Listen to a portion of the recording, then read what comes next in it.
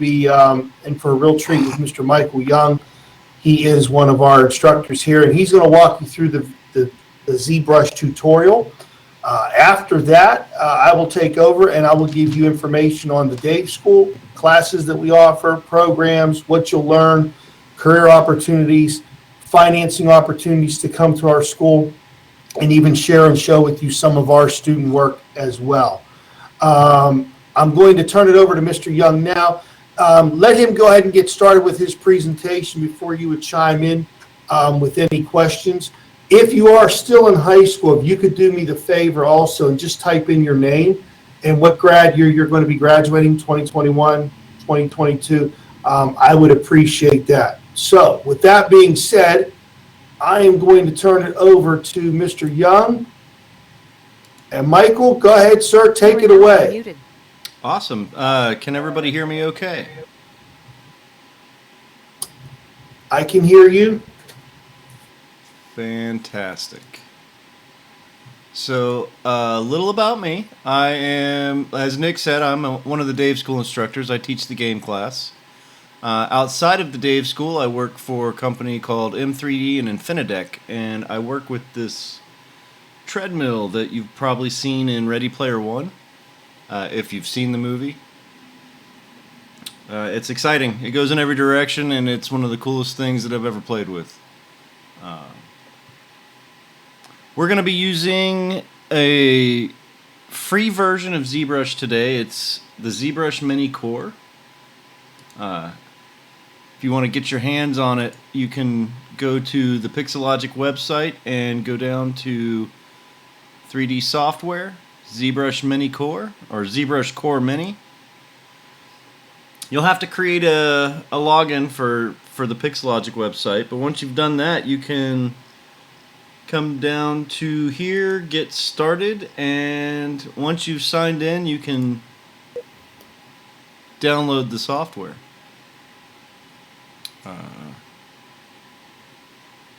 I've worked in feature film and games for probably the better part of 20 years.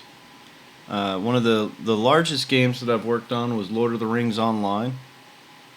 I've worked on a bunch of smaller ones, worked on a couple movies and TV shows as well as TV commercials. This is me, this fat guy right here. That's my beautiful wife. Started a little early. I have a couple squirrels, and I do traditional art as well. So let's talk about what makes sculpting a lot of fun. Reference really helps me become a better sculptor.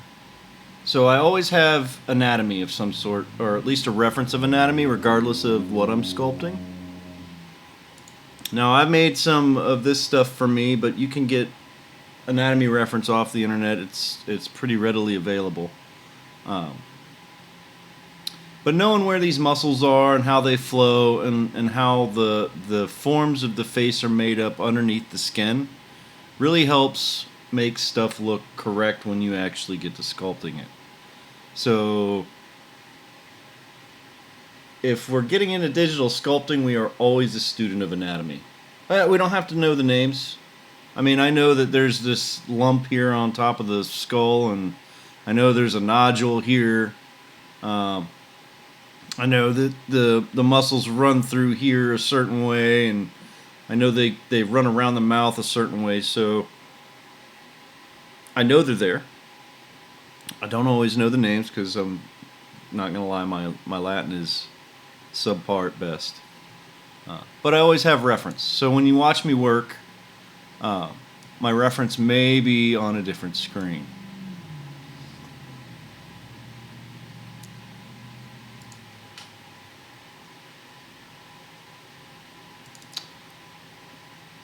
A little bit of some of my works, and then we'll get into it.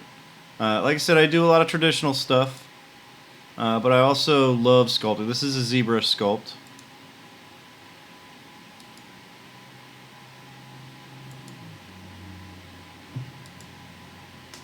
More of my 2D stuff. And I play around with ZBrush as often as I can when I'm not working on a project, and I tend to make little tanks.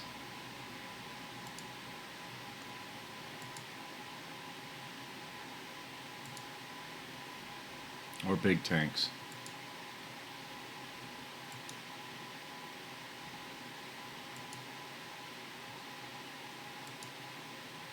I worked for a toy company for a little while, and I got to make these cool little toys.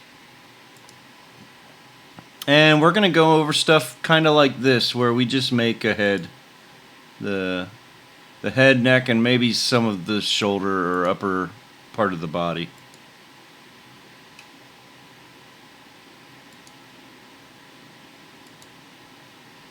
Some of the reference that I got when I was working on the toys. Like I said, I never work without reference.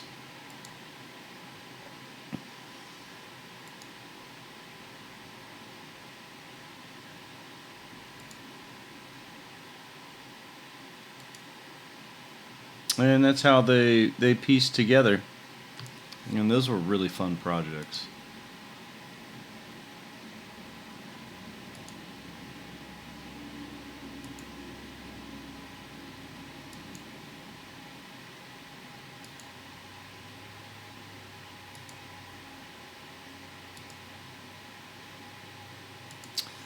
All right, so we're gonna tackle something like this today, minus the beard. We're just gonna do a head sculpt.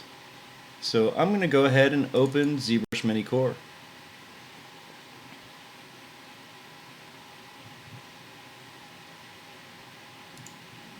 And while Mr. Young is doing that, folks, just to let you know, he will be sending you the link for today's activity, so you can reference it after we're done this afternoon.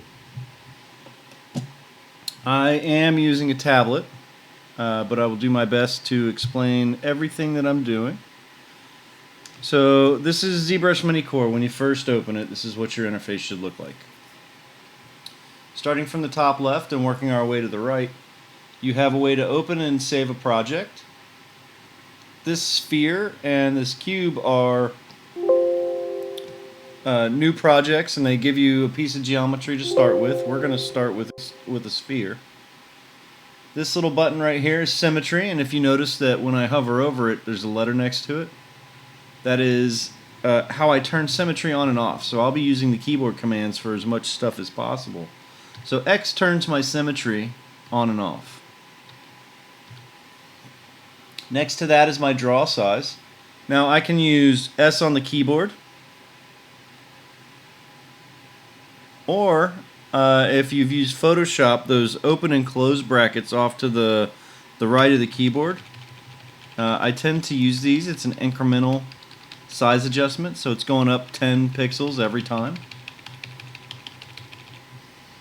I have my Z intensity, which is U on the keyboard. I don't use that one very much. I just slide it right here. And if we look, this is how this piece of geometry is made up. It's the way the polygons are calculated. So for that, we're already at a low count. This one increases it, and that one increases that even more when I'm working. The way ZBrush works, as far as how it sculpts, is by dynamically tessellating the geometry.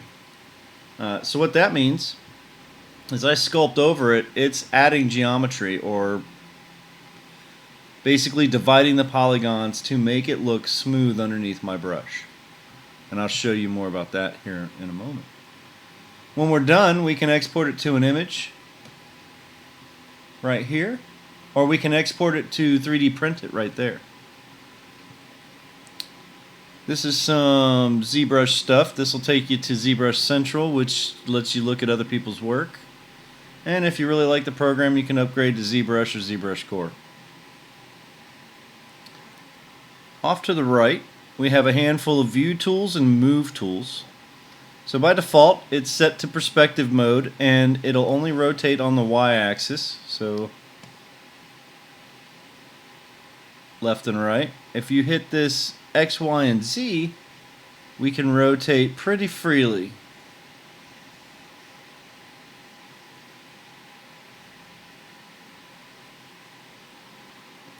This is for local transformations, which we may or may not use.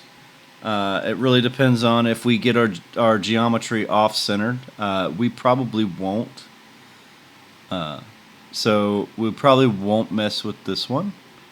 But in the case that I manage to knock this off-center, I'll go over that. Floor gives us a grid representation of where our ground plane is. As we move stuff around, this is going to dynamically change. But if you look on the floor plane, you have a little X and a little Z. So you got X, Y, and Z. That'll show you where... I'm going to turn some of these off. So there's the X plane. It's on the side. The Z plane is in the back. And you can tell where forward, back, left, and right is by this little guy over here. I'm going to leave that on the Y, and I'm going to make sure that it's off because I don't need to see it for this. Now, let's go over, I'm going to go over frame, move, zoom, and rotate real quick. So we can move left, right, up, and down. And the other way I can move is by making sure my mouse is in empty space here, pressing Alt, and then just left clicking and dragging. To zoom, I can click this button and push up and down, or I can do the same thing over here. Find some empty space, press the Alt key, left click, and hold the mouse button down and let go of the Alt key and then move up and down.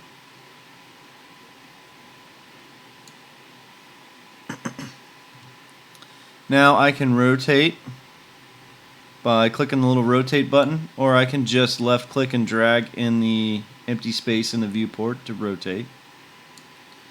And if I wanted to, I could hit F and that'll frame the object.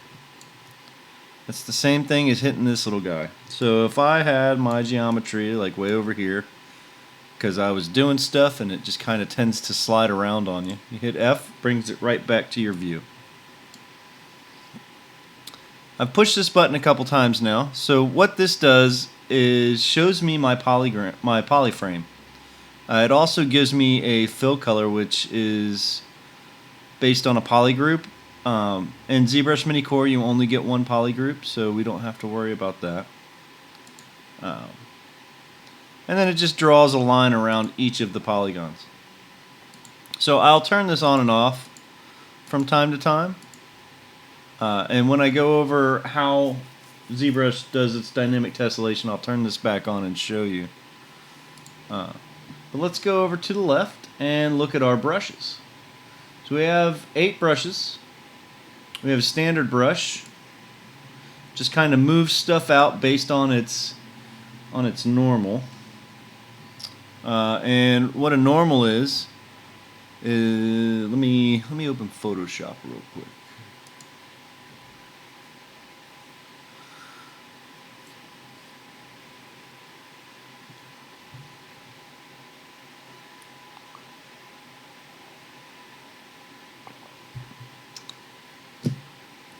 Because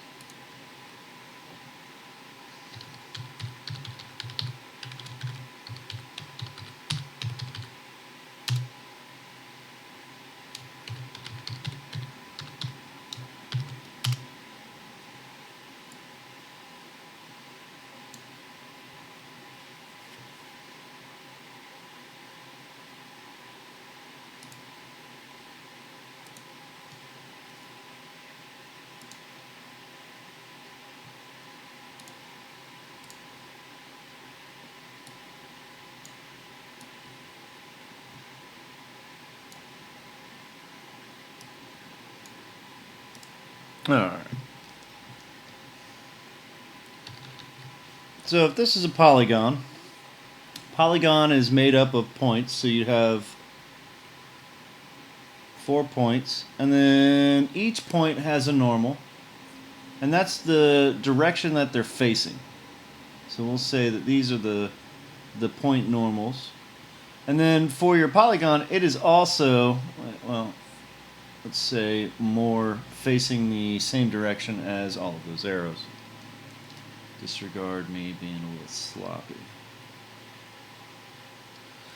So that is, when I'm referring to normals, that is what I'm referring to. So as this thing goes around a curve, each polygon is going to be facing in the direction of those normals.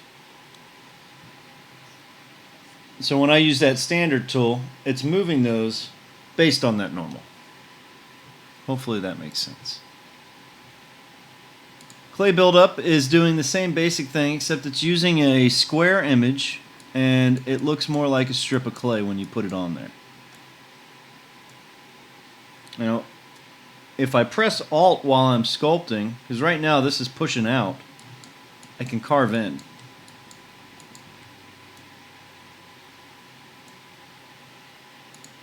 I have the inflate tool, so the inflate tool is just going to move it based on those normals. So if I had something really thin, it would bulk that up and move it inside and out away from the central point of that piece of geometry. Now the pinch tool does just the opposite. That'll crease that back down. So that'll help us sharpen that stuff up, or pinch it together so it's more creased like.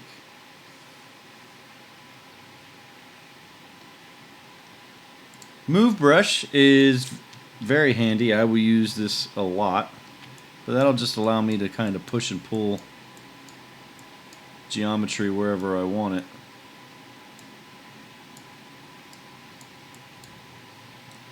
And the snake hook brush is too much fun.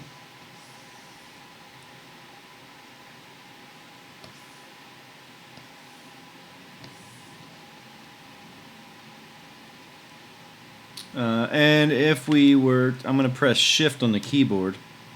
Notice that my cursor color changes. That's smooth. So when I start to smooth, I'm going to also start making those kind of real thin. This is real handy if you over smooth it. We can go back in with that inflate brush and maybe adjust the intensity some so that we can just bulk that up again.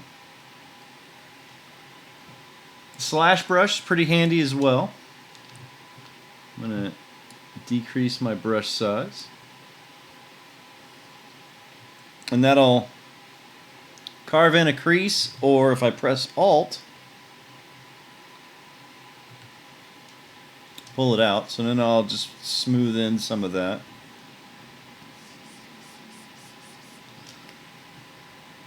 And the polish brush will flatten the normals flatten the polygons based on their normals. So if I make this brush bigger, you might be able to see how it works. Hopefully that's coming through clear on your end.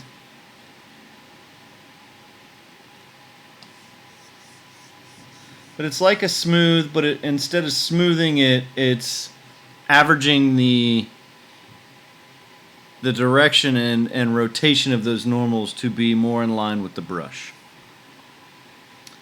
Below the brushes, we can change the color.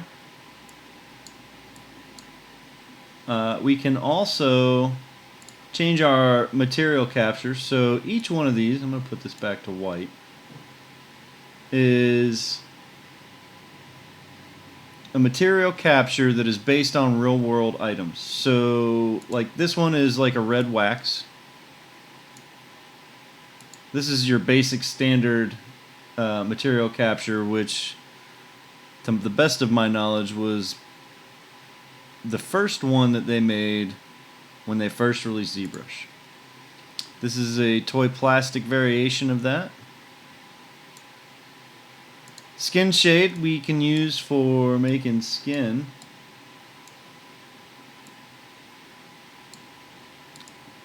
Gold, I mean I don't need to explain the gold, it's just nice, bright and shiny. Flat shows you what your texture looks like without lighting information. So this is good when you're trying to check to make sure that everything's painted correctly, and if you have shadows on it, sometimes you can't see that. So sometimes we'll turn to this just to see what's going on. And then they got a silver foil. These are really just meant to help you sculpt. I tend to use this one. And with that, that's your interface. I will do a head sculpt here, but before we move on, does anybody have any questions about the interface?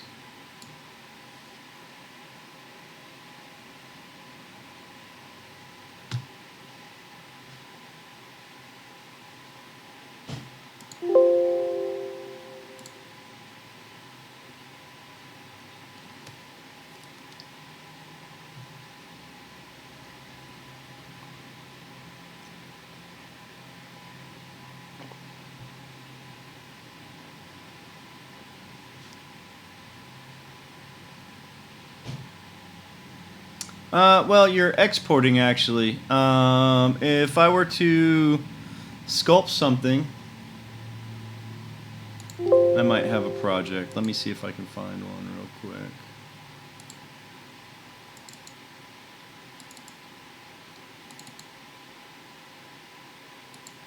Well, I can't remember which one of these. One of these was the one I did the last time. So I would export that image, and it would say, hey, where do you want to put this? And I can give it a name and a file type. And it'll give me the export option, so I can adjust the left.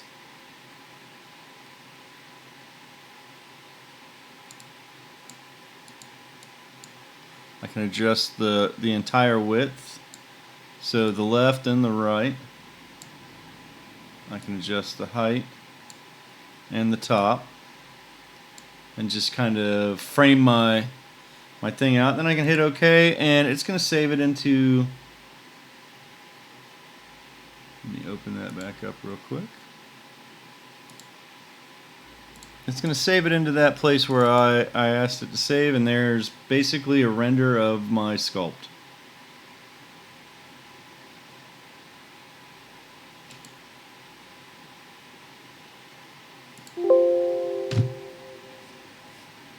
You're very welcome. All right. If everybody is ready to move forward, let's sculpt ahead.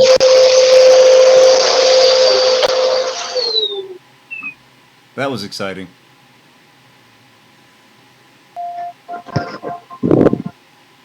Hello. Hello. Hello. How are you?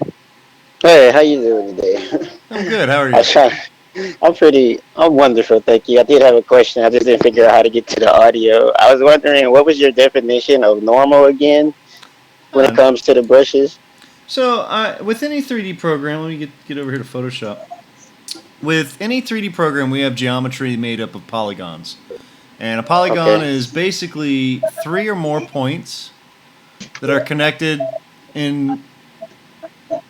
basically connected by a face. So you have, let's say this particular polygon right here is made up of 4 points. So each one's connected by an edge, which is making up a face. Now, if my point is facing in a certain direction, it's facing along the positive of its normal. So the normal is basically the direction that the face, edge, or polygon is facing. Oh, okay. So with this with this one, everything's facing in this direction. So this would be the face normal, and these would be the point normals. As I sculpt, the tools are going to basically move those points and polygons in the direction of let me rephrase that. It's going to move them in the direction of the brush and how it wants those normals to be positioned. So if I have a round brush, it's going to push them like that. If I have a square brush,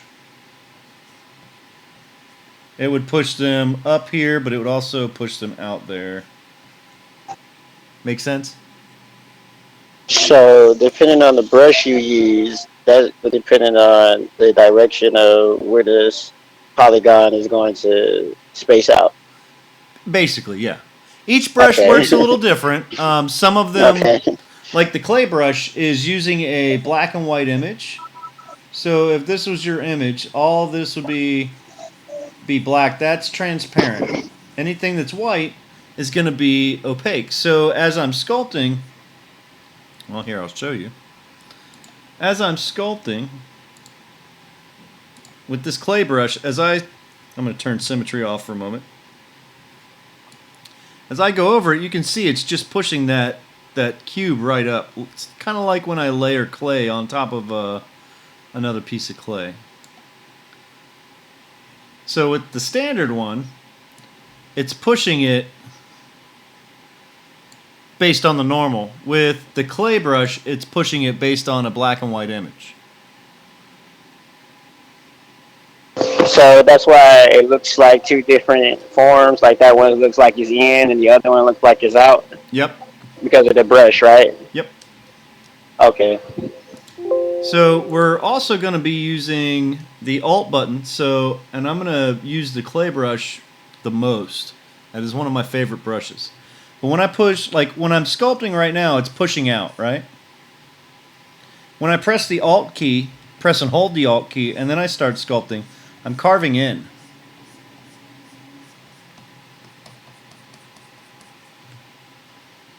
Okay, may I ask a personal question? Yeah. Why do you prefer the clay brush over the other ones? I come from a traditional sculpting background. So when I would lay clay onto when I first got into ZBrush, now I got into ZBrush in the late 90s. It was a brush that made me feel like I was still sculpting. Because all the other 3D programs were very technical. This one, it was like, hey, are you kidding? I can lay down clay? It's like, you gotta be kidding me.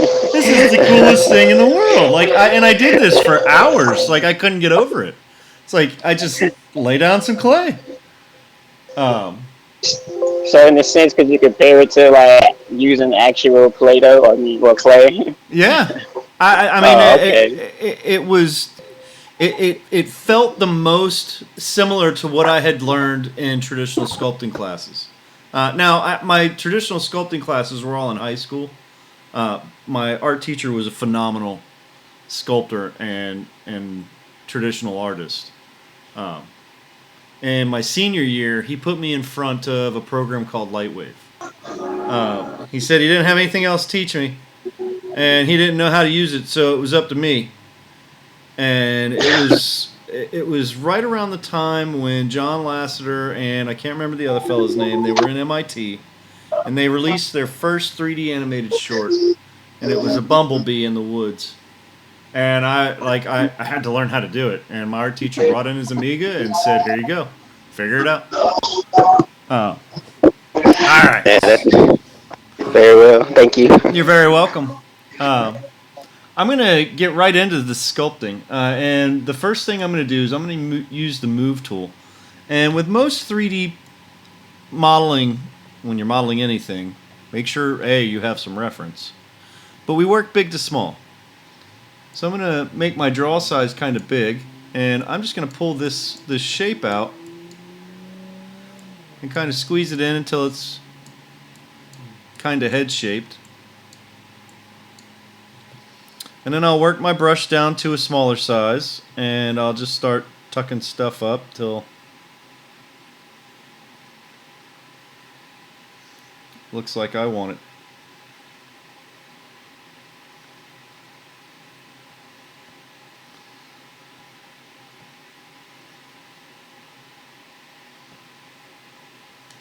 So we'll start with a head, and from here, normally I will tweak this to death because I want to make sure that everything's nice and smooth. And if I look, my geometry hasn't really changed very much. Now when I switch to this clay buildup brush, I just come over here and select it. And I'm using my open and close brackets to adjust the size of my brush. But I'm going to carve in a line here to kind of let me know where my brow is. So you can see that it just kind of got real dense. So what's happening is it's dividing that geometry up in order to make it as smooth as possible. And there's a whole lot of math going on. But that keeps that from, when we're looking at it here, from getting real crazy and chunky. Now, it's a little chunky, but when I use these brushes, let's say the smooth brush, and press and shift, it's going to try and smooth those out as best it can. So I'm just going to undo that, and I'm going to turn this off. And I'm just going to carve. I don't care about the little crunchiness. I'm just going to start carving until I get the key moments of the face that I want. So maybe I want my brow to be about like that. I'll carve in a nose. I might carve this out some. That way I have that socket of the eye. I'll do a barrel of the mouth. So it's like a little barrel right there. That gives me that area for the mouth, and maybe I want some chin. And I can't stress enough, I have reference. I'm looking at this stuff. Granted, it's on a different screen, but know that it's there. I know what a face looks like, and after 12 seconds, I've forgotten all of the details. I have to look at it again. This is something that I learned the hard way because I thought I had a great memory. And then I worked with some really good sculptors from Disney, and they basically told me that I was doing it wrong because my memory is faltered. Hurt my feelings a little bit, but they were right.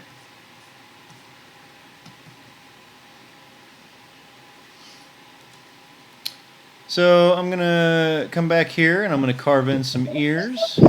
It's okay, my guy. Look at you now. Yeah, I still talk to those Disney guys. Anytime I'm feeling good about myself, I go talk to them, and that reminds me that I still have a lot of homework to do. As long as you just don't stop learning, you're good. That's it. You know, it's remain teachable. It's always a learning experience. I have the most fun when I'm learning something new.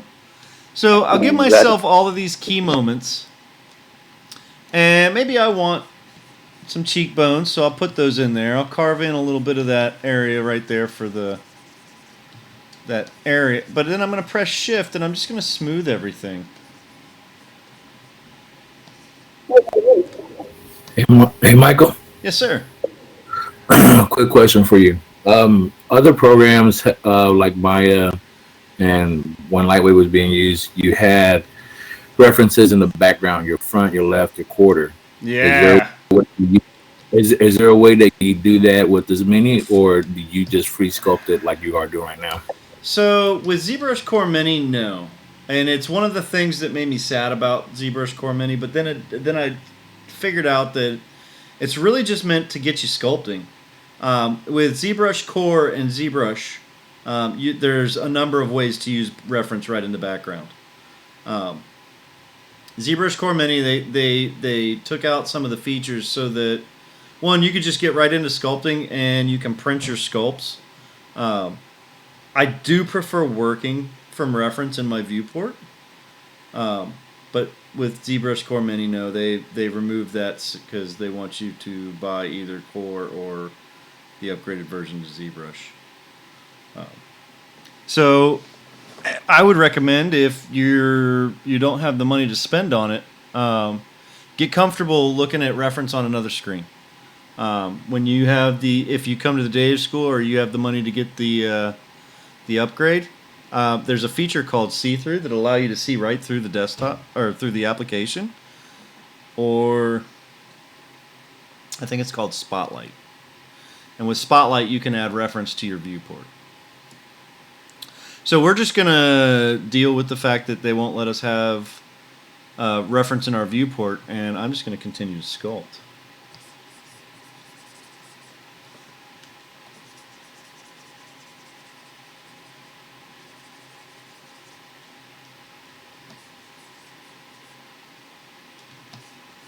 And you'll notice that yeah, go ahead.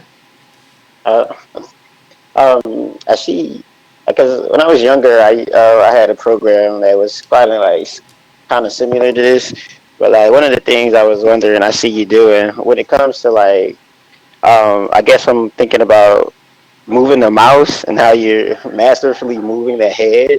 Is that just the program allowing you to do that, or is that your own mouse control? Well, it's the program's the mouse just works with it. So I'm using a combination of a mouse and a tablet. Give me 1 second. Let me pull up. So I use Wacom. There's many other types. I can't remember. There's another tablet that's really good that starts with an H. I don't have one, so I can't remember the name of it, but I go through this every time we do this. Nick, we need to write down that other tablet. I can't remember what it's called for the life of me, but I have this one in the background, but it's about 5 years older than the ones that they have now. No, it's probably closer to 10 years older now. And I also have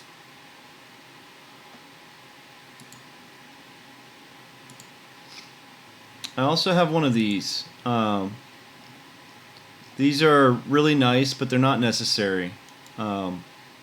I can do everything I want on one of these little tablets, and you can get one of these for like $65. Let me see.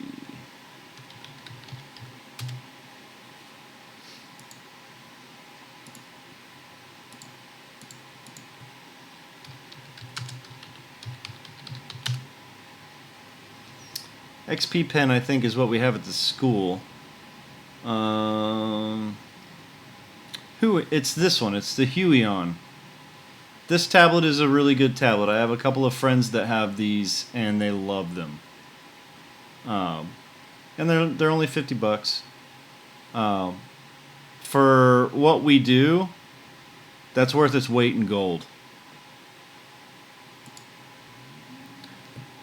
So right now I am using the mouse. So I do a handful of things with the mouse, but I do most of it with my tablet. So now I'm using my tablet. And it's basically just allowing me to simulate the mouse using a pen. I do prefer that, I won't lie. So I'm going to continue to sculpt out some of this eye socket. So I want the eyes to be a little deeper. And then I'm going to sculpt in some space for the eyes. And then I'll just smooth it out. And then I'm going to use my slash brush. So I'll make the size smaller. I'll bring the intensity down. And then I'm just going to hold the Alt key. And then I'm going to let go of the Alt key and carve that in.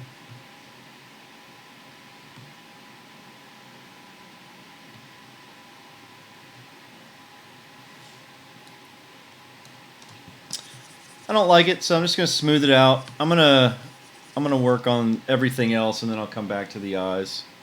But that's how I attack the eyes. So I'm going to carve in some nostril holes.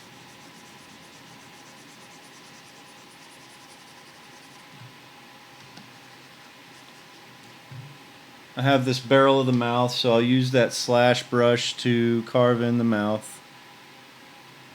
And then I'll press the Alt key and I'll give them some lip. Maybe I'll use my clay buildup brush to define that lip on the bottom. I have muscles here that I want to make sure I have attached to that lip. Then I'll smooth it out. Now I've basically just roughed in all my shapes. And I'm starting to really get the look that I want for this guy's head. So I'm going to pull the nostrils out some. Then I'll just bounce back and forth. I want that. So maybe I'll start pulling in that laugh line. Now, everything's kind of pushed forward.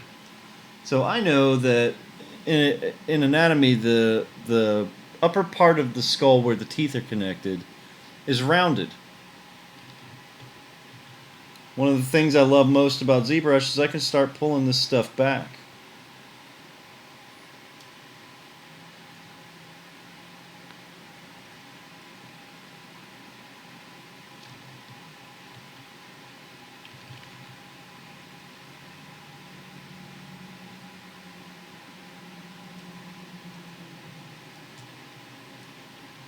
I'm just going to move stuff around until I'm happy.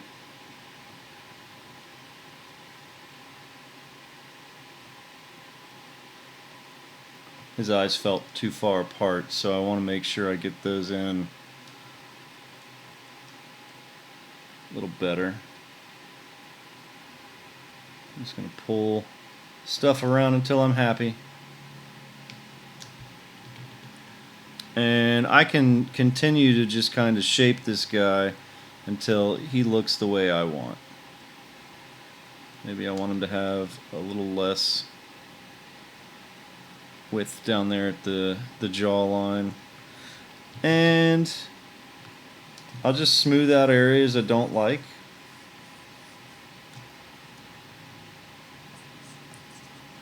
I got a bunch of stuff that I do like, but I want to add that laugh line back in there.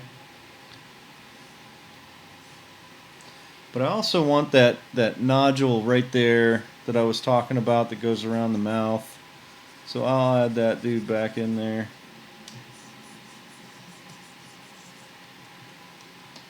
I'll bounce back around to the slash brush, get the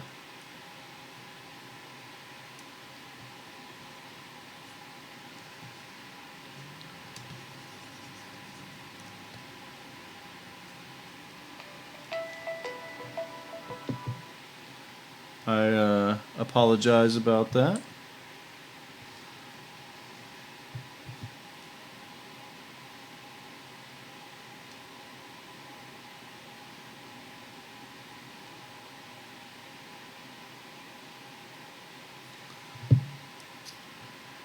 And I'm just going to keep on carving away at this dude until I'm happy with what I got. So I might add in these shapes where I want these eyes.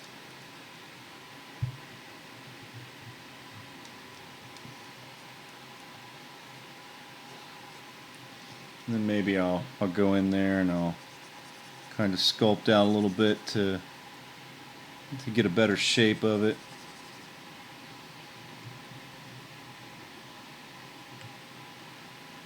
I'm going to turn Symmetry off because sometimes it can just kind of get in the way. I want a little highlight right here.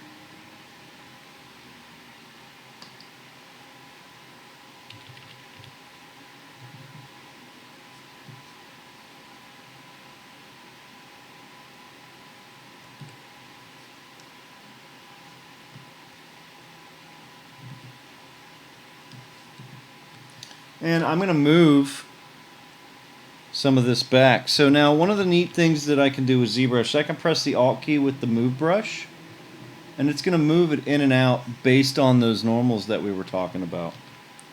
So I'm going to find a good spot, and I'm just going to move that back. Kind of give me that roundness of the eyeball that I want.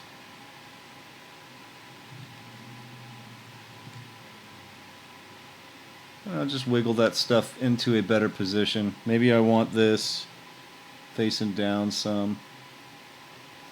Now with normal ZBrush I just add in a sphere or an eyeball. With ZBrush Mini Core you can't add extra geometry, so we're stuck sculpting it. Now, I only did that to one eye. So make sure that your symmetry is on, or you'll be lopsided. So I'm just going to undo that, and then I'll do it again for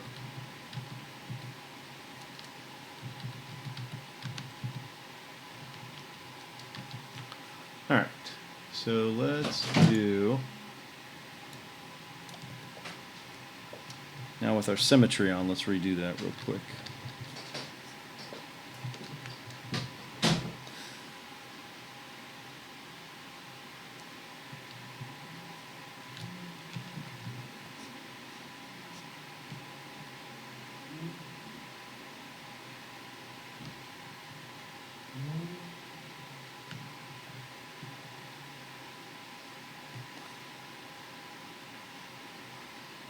Now another thing I really like about ZBrush is that if I'm not happy with what I've done, I can just smooth it out and redo it, and it's just me sculpting. It's not like I have to go in and make each one of these polygons again to get it right.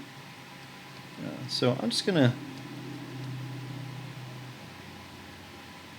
kind of place this stuff where I want it.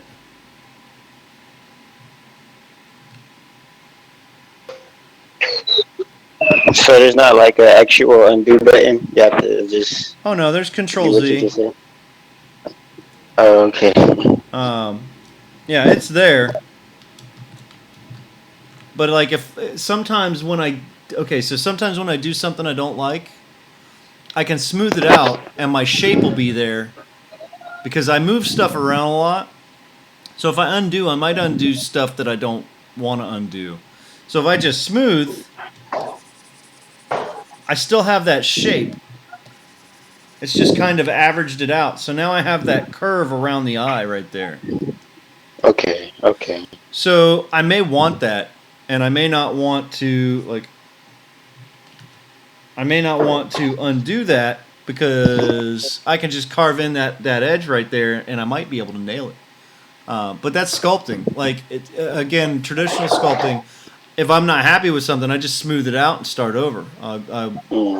So it gives me that more traditional feel. This is kind of unlike any other 3D program because of that. It's a digital hunk of clay, and I'm going to treat it as such. I like that perspective. So I'm just going to kind of wiggle this stuff into a place that I'm happy with, and some of these areas I'll smooth out, some of them I'll carve in. It's a little creased right here, so maybe I'll smooth that out and then go back in and sharpen that up. Now I got this pinch brush, and I can get way in here and I can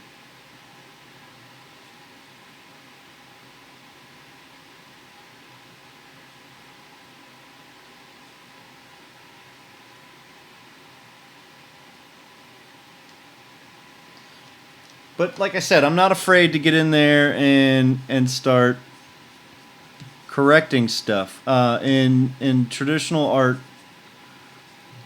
you either do like corrective sculpting or corrective painting or corrective drawing, where you'll draw something and then you'll sketch right over top of it to get your anatomy correct or your foreshortening right.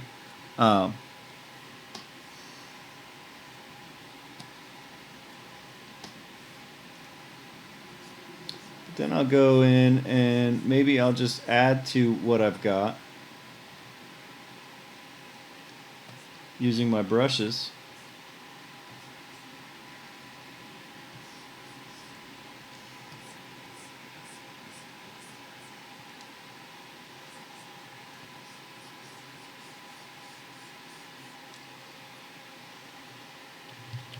And you'll notice that when I'm doing this, like I'm looking at it from every angle. I'm not just picking one and working. That would leave me in a really funky position towards the end, because it would look great from one angle and then really silly from every other angle. And I know I've got some meat in here, so I'm just kind of putting those in there. Then I'll smooth it out. Now his eyes might be kind of big, so I could go in and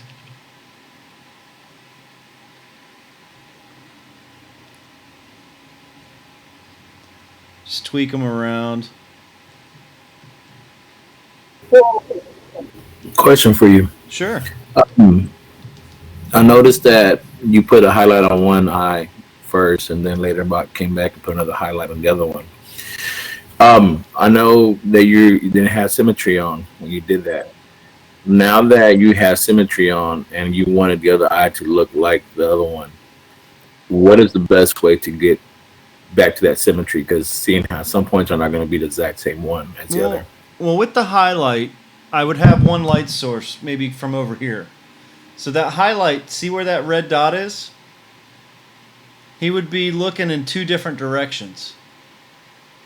So I don't want symmetry on when I do that. Now I only did I only turned symmetry off for that highlight. Everything else had symmetry on. In ZBrush, there's a fix a resymmetry button. In ZBrush Mini Core, they didn't give you that. Okay, the reset symmetry button is what I was more answering the question versus what the highlight is on. This is a very diet version of ZBrush, and it's really one of those things where if you've never played with ZBrush, here's the really cool features of ZBrush. Check it out, and then if you like it, buy the ZBrush. There's a lot of tools in ZBrush that I use regularly when I'm working on projects, but for sculpting and having fun and getting comfortable with it, none of that is necessary. Just start over. Get comfortable with it. That way when you're either in class Nick, correct me if I'm wrong. We have a program that allows us to get all this software so they can use it at home, correct? If they were to join the Dave School?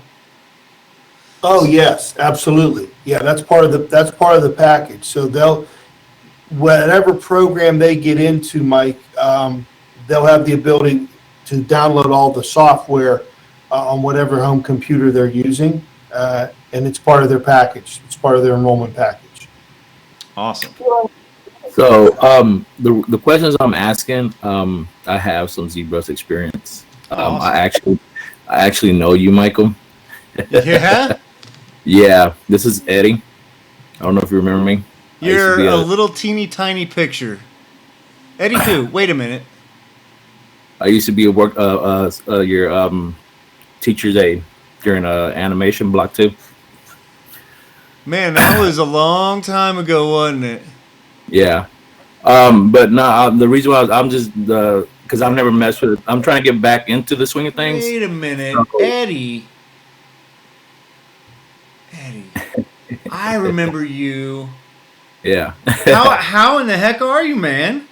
I'm good. I'm trying to get back into the swing of things. And from when I used to mess with ZBrush was right back at the beginning, so you know that. Yeah. But I haven't touched ZBrush in a while, so I'm trying to get back to the swing of things as far. And I'm just trying. The question I'm asking is more, what can the Mini Core do versus the regular version? When you're thinking about ZBrush Mini Core, you're just really sculpting out to. It's got one piece of geometry. It's super limited. It's really just so you can get comfortable using those brushes. You can't really poly paint with it. I mean, you kind of can, but not really. Okay. And you've been in the industry for years, and I'm not trying to call you out as far as your age or anything, but no, you're good. You're probably gonna need something like ZBrush. Like, I don't even think Core would give you what you want. Okay. But for playing around with these sculpting brushes, I mean, it doesn't get any better than this. This is basically Sculptress. Okay. All right. They gave it some more features. I mean, they gave it a bunch of their they gave it their interface. They gave you a way to export as an STL. Actually, I think you can export as an OBJ. Actually, it's just an OBJ. So then you would take it into something like MeshLab or something to convert it to whatever your printer is. Okay. But it's fun. I mean, it looks like one of those programs that you said if you're trying to learn ZBrush and you're just want to get in there and sculpt and learn pretty much the basic stuff of ZBrush, it looks fun. Eddie Berrigan? Yeah. Yeah, man. The last I heard, you went to California. You had gotten a job. Well, no, was it out there or was it worldwide? I ended up turning that job down, and I ended up going to San Antonio working for 1080, and they shop, and they closed up shop, and I ended up staying. Since I'm from Texas, I just stayed in Texas. That's right. Okay, I remember. Well, I didn't know you turned down that job, but I remember you were from Texas. Yeah.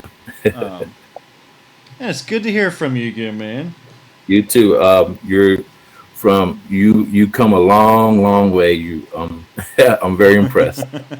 I never put it down. Even when like for a while, I was working with 3D printing, so it was fun. And then I stopped doing the 3D printing, and we started doing. I started working for this VR company with Infinidec and M3D. I never stopped though. Every free moment I had, I would sculpt a head or I would try something. And, anything that was outside of my comfort zone, I really tried to get into. And I just try to stay relevant. And they change the program, or they update the program, man, every year now. So it's like every single year there's like it's like a whole new toy box. It's like keep making it cooler, and I'm gonna keep playing with it. So for the ears, before my time runs out, because it is running out, and I got to give this back to Nick, but Nick lets me get carried away. So I'm gonna carve in some area here, so I've got that cone of the ear, and I'm gonna use this as that conch of the ear. And I'm just going to make my brush smaller, and I'm going to pull out and do that area that's the lobe and the helix. Now, I use that move brush a lot. I know I've said it a bunch, but this is how I use it.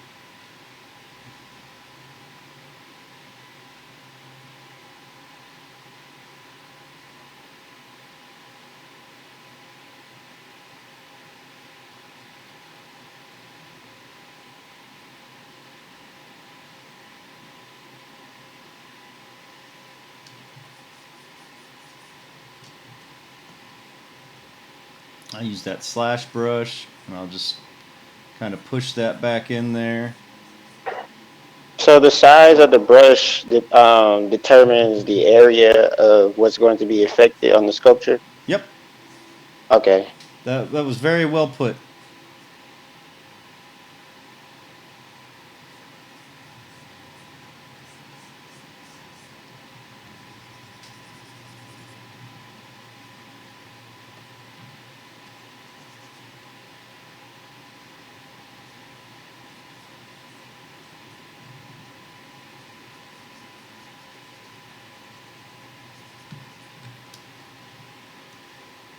So I might carve some of that down because that's a little much.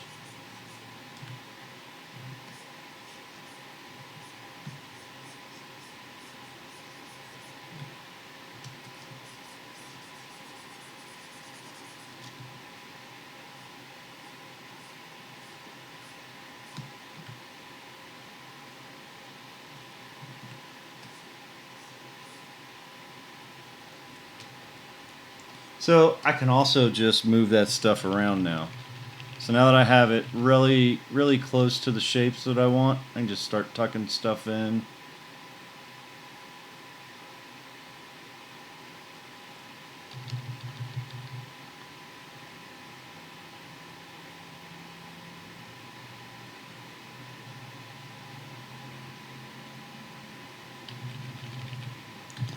And now maybe we want a neck, because floating heads are weird. I would honestly, if I was working on this as a project and I had a mission to end with, I would probably spend way more time working at this level. Because we're running out of time, I'm just going to kind of skip around and let's just add in a neck. So I'm just going to carve in an area that I want to use for the neck. So this is one of those things where let's reduce the poly count. So now it's going to go and remove some of those polygons. So what it's doing is decimating this geometry so that it can hold its shape, keep as much detail as possible, but reduce the poly count.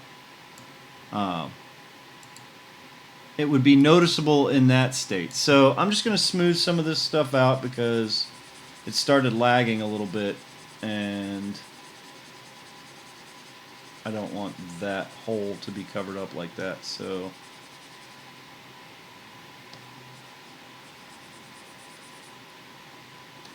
here's the neck area that I want, and from here I'm going to move it instead of trying to build it up. So I'll pull it out, and I'm just going to start moving it around until it looks more like I would want it.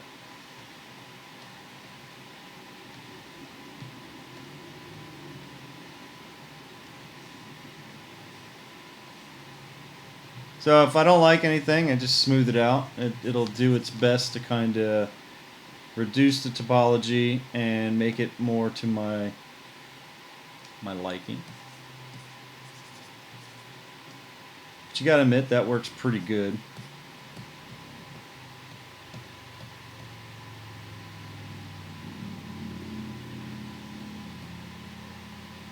And right here, I'm gonna go back to that clay buildup brush, and I'm going to pull this area for the throat, the lower part of the mouth, where the tongue sits. Maybe he's got an Adam's apple. I'll just smooth that out. And then I know coming from here, let's carve in this area for the chin. I've got the collarbone area, so that's going to come around like that. I also have these tendons that are going to come from behind the ear and connect to that collarbone area. So looking at it from one direction, it looks fine. It looks a little funky. So make sure you're moving around when you're doing this. And like I said, if you're not happy with something, just get back in there, smooth it out. Change your brush a little bit, and maybe put it back to the way you want it.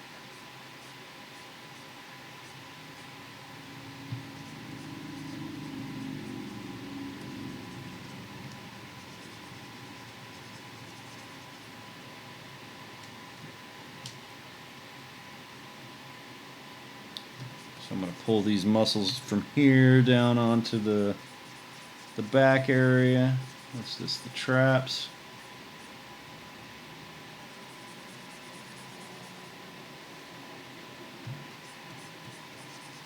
And like I said, this is a diet version of ZBrush, so I'm not going to worry about getting it super smooth or clean. I'm just going to sculpt and have fun. The smooth brush is going to give me a decent smooth, and I'm going to be happy with it. And if I'm not, I'm just going to go back and use that move brush to kind of pull my geometry into the positions that I want, or to get the volumes that I want.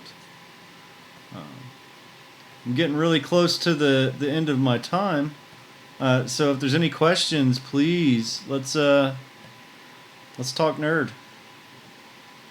It's something that I'm pretty good at. Alright, one question I have is, could you explain to me the use of the Alt key again? You mentioned it a bunch of times. Yeah, it basically gives me the reverse of my brush. So if I was, let's say, doing a beard, right? We'll give this guy mutton chops. That's just the brush as it sits. If I press the Alt key, it carves in. So it does the reverse of the brush, right? Oh, okay. So with the slash brush, it's automatically carving in. So here, like if I wanted to make hair, I could press the Alt key and I could come in and I could Let me make that brush a little smaller. And then when I let go of it, it's carving in. When I press Alt, it's sharpening that up so it's like hair strands. Oh, okay. That's nice. I like that. Awesome. Thank you. You're welcome.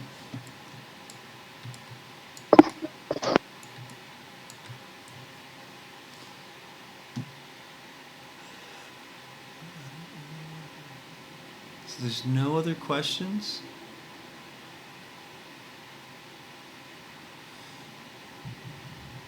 Okay, the XP pen, is it Karen or Karen? Did I say it right the first time or the second time?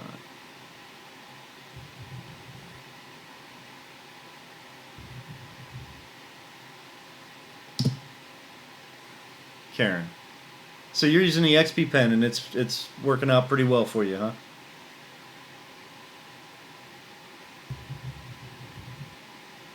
Awesome.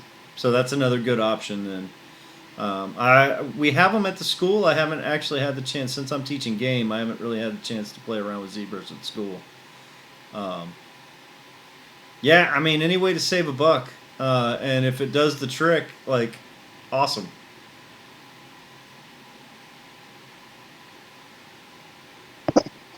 Wait, you said you have what at the school? The XP pen tablets? The XP, how much are they? They're inexpensive. Karen got hers for $25. What size is your tablet, Karen?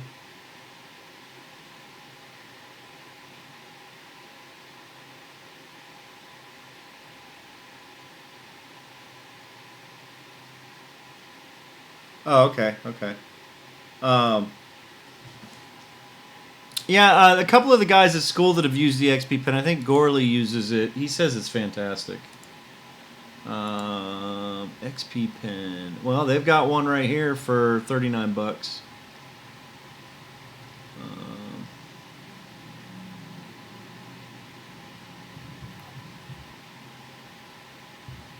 I don't. There's so many now. It's hard to say. Like that one's 29 bucks on Amazon. That's the XP pen. That's a tablet that you can see. That has a screen on it. If you have an iPad, it's really awesome program for 15 bucks called Nomad Sculpt. This is now something that I can take with me anywhere. It's very similar to ZBrush, only it's set up for a tablet. And like I said, you can get it for 15 bucks. You can actually get it on your, if you have an Android tablet as well. I admittedly like to sculpt in my free time.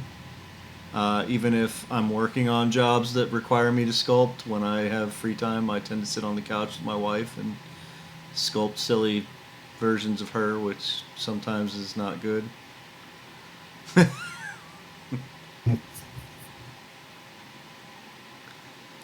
She gets mad at me sometimes. Good. Like, just keep at it. Like, if it looks, if you're having fun with it, it doesn't matter what it looks like. The more you use the tools, the better you'll get. I'm kind of rushing through this stuff too. And there's a lot of areas, like when I go back and I look at these sculpts, I have to remind myself that I was talking to a bunch of people, not paying attention to my reference as much as I should. When I sit down to do it for a project or I have a reference, it's a much slower process for me. I still move pretty quick, but I'm paying attention to what I'm doing instead of just talking and showing how the tools work. So like I tell everybody in my class, like if you do it once, you may not be that great at it, but if you do it 100 times, you should at least be 100 times better than when you first started. That is true. I cannot tell you how many of these little head sculpts I have done over. I got ZBrush in, honestly, I think it was 99. It was a beta version that a friend of mine that went to,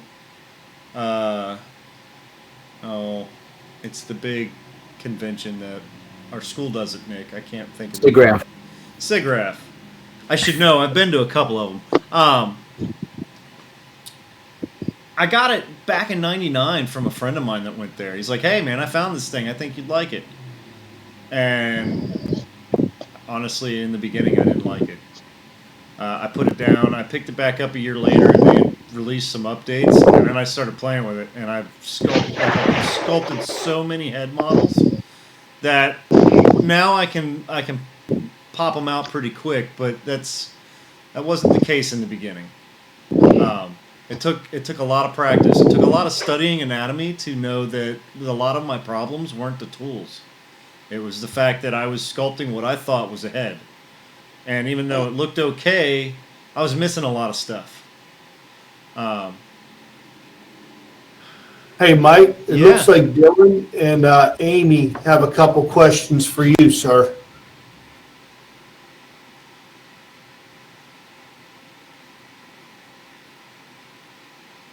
So,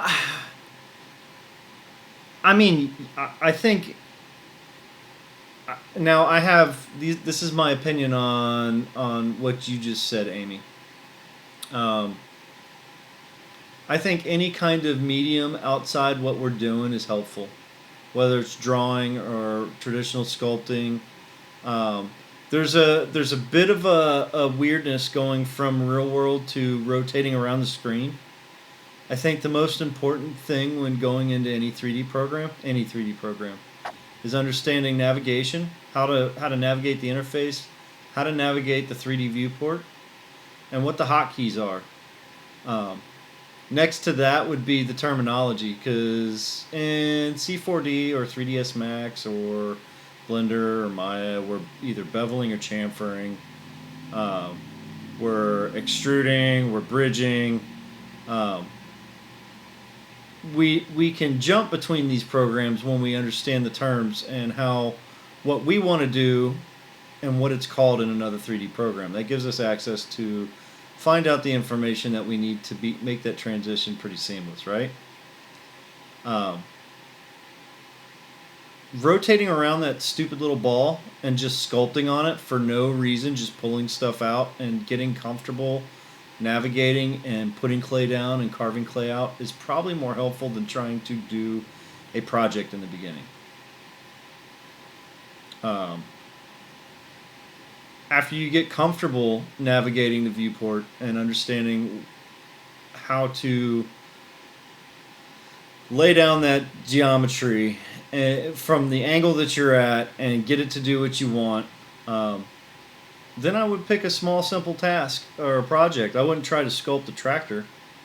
But like a cartoon head, or maybe even looking at an actual sculpture and something where you can see or you have a bunch of reference of it so that you can get in there and kind of sculpt it from every angle. Do it a couple times. I mean, there is the chance that you'll nail it the first time, but I mean, if you do, good for you. I have to do it a couple times. You know, just have fun and learn to move that clay around.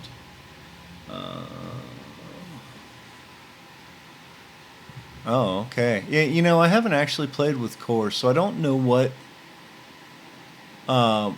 actually. I know there's a lot more stuff in Core than there is in the Mini.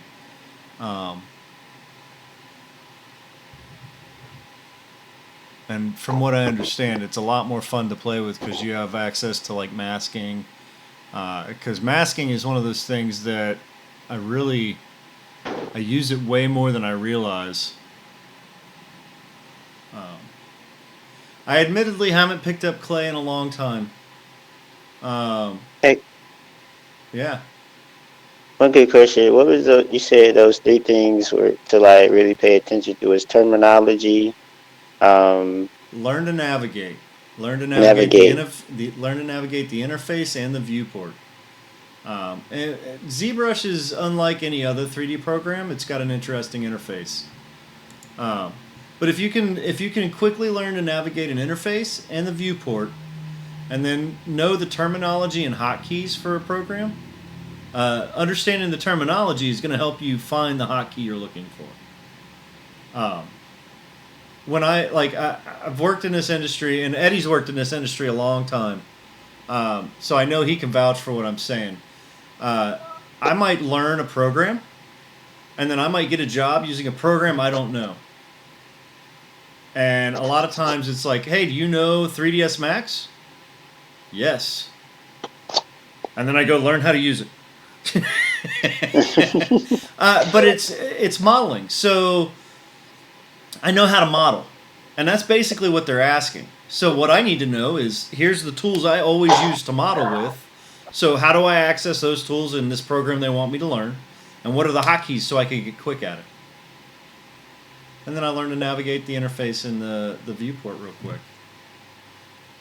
Yeah, once you learn how to navigate just the application itself, everything else, as far as what you learn from a technical perspective, like how to model or hard surface or character modeling, it's all the same thing within one software to the other. It's just navigating to the interface. That's it. Okay, thank you. You're Appreciate that. My pleasure. Nick? Oh, wait. Amy might have another question. I'm coming from production background. Oh, awesome.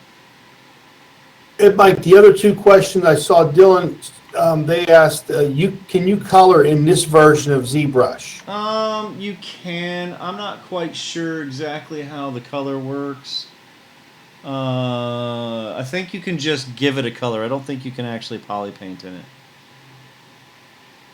And then Karen asked, what applications in the industry does this work for? ZBrush? In general, like ZBrush Core is just a way to get you interested. ZBrush is used in almost every aspect of our 3D industry. As toy makers, ZBrush is widely used. If you're familiar with the Funko Pops, that's an army of girls that are some of the best ZBrushers I think I've ever seen. They make all the Funko Pops using ZBrush. Mattel and Lego both use ZBrush to build their assets. In the movie industry, I mean, you've seen examples of ZBrush in the most recent Star Wars with Princess Leia. In the end, after she passed away, they did a ZBrush version of her. Same with General Tarkin. Cartoons are using it. Movies are using it. Visualization is using it. It's a super useful tool. In the actual new version of ZBrush, it's got a full featured set of low poly modeling tools, so I can do all of my box modeling stuff right in ZBrush now as well.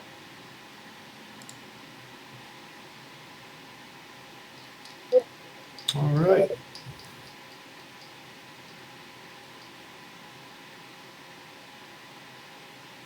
Well, Mike, I think once again you never fail to amaze us, and you know how in just less than an hour's time you can go from a big ball to making it look like what you have on the screen, which I think is fantastic.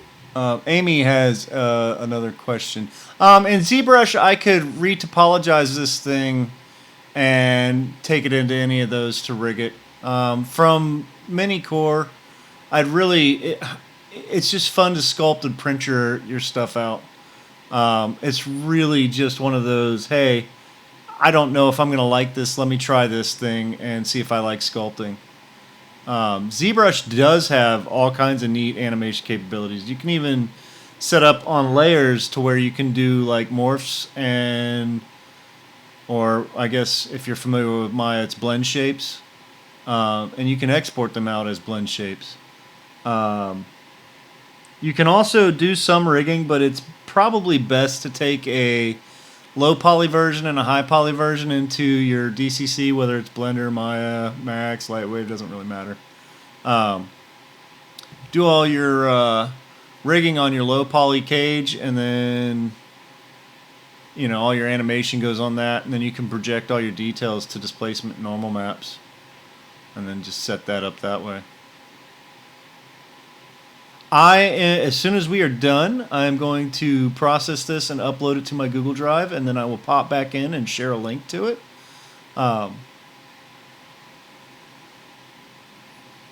We've been talking for a little over an hour, so it might take me a few minutes to get it up there, but I will do that before I head off to work. Thank you, everybody, for listening to me ramble and play around with this program, because it's the most fun I have on a Saturday morning. Michael, thank you once again. You got to turn the screen over to me, or I just get that from you. I think I need to share that with you, right? Let me see. All right, everybody have a great weekend. Here you go, Nick. You too, Michael. Thank you. Thank you, Michael. Nice talking to all of you. Eddie, come back and see us, man. Yeah, no problem. You got changed a lot. So, like I said, I'm trying to get back into the swing of things. Right now, mostly do a lot of Photoshop stuff. But yeah, a lot of stuff has changed. So I'm trying to see if I might be a student again. You know, I'm there teaching a game, so if I would like to meet each and every one of you. Come back and let's make some games. I mean, Karen, is it Karen? No, it's Amy. Amy can come back and help us make games because she's already made them. Right. It was a pleasure. You guys have a great weekend. All right, you too. Thank you, sir. You are now muted. All right, folks. Well, I'm going to now